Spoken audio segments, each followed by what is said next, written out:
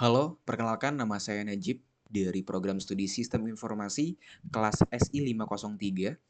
Pada kesempatan kali ini saya akan mempresentasikan hasil UTS, analisis dan visualisasi data.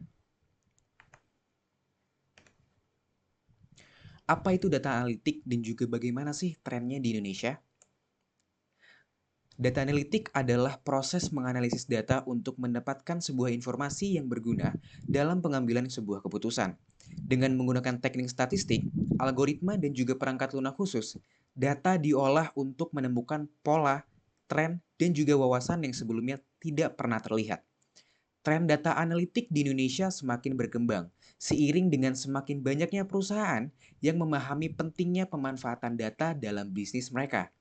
Di Indonesia sendiri, sektor-sektor seperti e-commerce, perbankan, dan juga pemerintahan telah mulai mengintegrasikan data analytics untuk meningkatkan efisiensi operasional, memahami preferensi konsumen, serta meramalkan perkembangan pasar.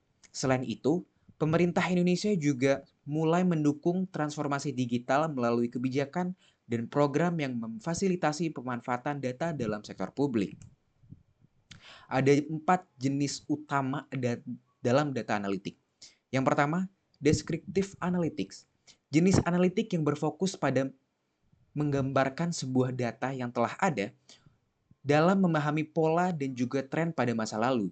Contohnya sebuah toko online yang menganalisis data penjualan untuk mengetahui produk terlaris mereka pada bulan-bulan tertentu. Yang kedua, diagnostik analitik. Menganalisis data untuk menjawab mengapa suatu peristiwa itu terjadi. Misalnya, toko online tersebut menganalisis penurunan penjualan pada bulan tertentu untuk mencari penyebabnya seperti masalah stok ataupun gangguan teknis gitu. Yang ketiga, predictive analytic. Menggunakan data historis dan juga data dengan teknik statistik untuk meramalkan kejadian yang akan terjadi di masa depan. Dalam kasus toko online ini, predictive analytic dapat digunakan untuk memprediksi produk mana nih yang kira-kira bakalan laris di bulan yang akan datang berdasarkan pola penjualan pada bulan sebelumnya. Nah, yang terakhir, perspektif analitik. Memberikan rekomendasi atau tindakan yang dapat diambil berdasarkan hasil analisis sebelumnya. Untuk toko online, ini bisa berarti mereka menggunakan analisis untuk menentukan strategi promosi ataupun penyesuaian stok yang optimal agar penjualan mereka itu meningkat. Nah, untuk contoh studi kasusnya, deskriptif analitik itu toko online menganalisis penjualan produk untuk mengidentifikasi trennya. Diagnostik analitik menyimpulkan bahwa penurunan penjualan bisa disebabkan oleh masalah dalam sistem pengiriman mereka. Predictive Analytics memproyeksikan peningkatan penjualan jika masalah pengiriman telah diselesaikan. Perspektif analitik merekomendasikan perbaikan sistem pengiriman dan juga strategi promosi untuk mengatasi penurunan penjualan. Nah, peran dan juga aktivitas data analis dalam dunia kerja itu gimana? Seorang data analis itu bertugas untuk mengumpulkan, menganalisis, dan juga menginterpretasikan data untuk memberikan wawasan yang berguna bagi perusahaan mereka. Dalam kesehariannya, seorang data analis ini bekerja dengan berbagai perangkat lunak statistik dan analisis data seperti Excel, SQL, Python, ataupun R untuk membersihkan data, membuat visualisasi, dan melakukan analisis. Mereka juga berkomunikasi dengan tim lain untuk memastikan bahwa data yang telah dianalisis itu relevan dan juga sesuai dengan kebutuhan bisnis mereka masing-masing.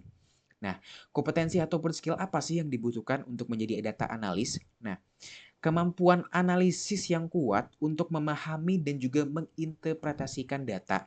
Yang kedua, keahliannya dalam menggunakan alat analisis ataupun perangkat lunak seperti SQL, Python, R, ataupun perangkat visualisasi data seperti Tableau dan juga Power BI. Serta yang paling penting itu kemampuan untuk komunikasi yang baik dan juga komunikasi yang baik sehingga dapat menyampaikan temuan analisis kepada pemangku kepentingan gitu. Nah, prospek dalam 5 tahun ke depan tuh gimana sih? Nah, prospek untuk data analitik sendiri ini benar-benar cerah.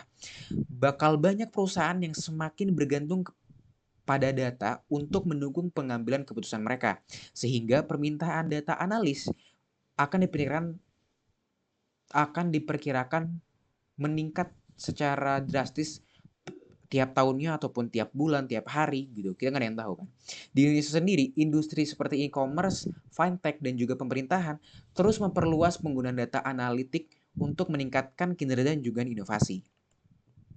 Nah, perbedaan dan keterkaitan antara data analitik dan juga bisnis intelijen itu apa sih? Nah, data analitik dan bisnis intelijen ini sering digunakan secara bergantian, namun keduanya memiliki fokus yang sangat amat berbeda. Business intelligence lebih berfokus untuk mengumpulkan dan juga melaporkan data untuk mendukung keputusan operasional sehari-hari. BI mengumpulkan data historis dan memberikan gambaran tentang bagaimana kondisi saat ini untuk memudahkan perencanaan dan juga keputusan bisnis mereka. Sedangkan data analitik memiliki fokus yang lebih luas lagi, yakni tidak hanya melihat masa lalu ataupun kondisi pada saat ini, tetapi mereka juga meramalkan tren yang akan terjadi di masa depan dan memberikan rekomendasi untuk keputusan yang lebih strategis. Contoh studi kasus untuk bisnis intelijen itu, sebuah perusahaan menggunakan BI untuk melaporkan performa penjualan bulan ini dibandingkan dengan bulan-bulan sebelumnya. Mereka melihat laporan visual seperti grafik untuk mengevaluasi kinerjanya. Nah, untuk contoh studi kasus data analitik, dari data tersebut, tim data analis menganalisis penyebab lonjakan penjualan dan juga mengembangkan model prediktif untuk memproyeksikan penjualan di bulan yang akan datang. Mereka juga memberikan rekomendasi strategis untuk meningkatkan performa yang lebih lanjut. Sekian untuk presentasi ujian tengah semester analisis dan visualisasi data. Terima kasih.